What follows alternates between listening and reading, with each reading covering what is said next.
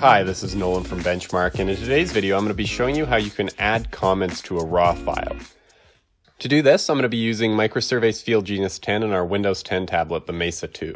So to begin here, with FieldGenius open, I'm going to head to the bottom left corner and click the plumb bob icon. And in the resulting menu here, I'm going to select Survey Tools and then Raw File Viewer. So the first method I can add a comment here is in this raw file editor screen is I can hit Insert Note Record.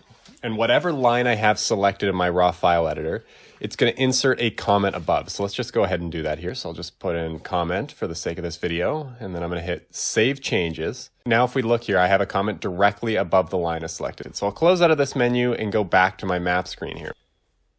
So there's one other way we can add a comment to the raw file. We can change the user define button so that when we press it, it gives us the option to add a comment in the very last line of the file. So to do this, we have to change a keyboard shortcut. I'll include a video in the top right corner on how to do that.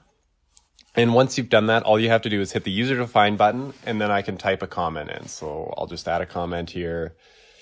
Again, comment, I'll hit OK. And then if I go check my raw file viewer again, we can see it's added another comment at the very end of the file.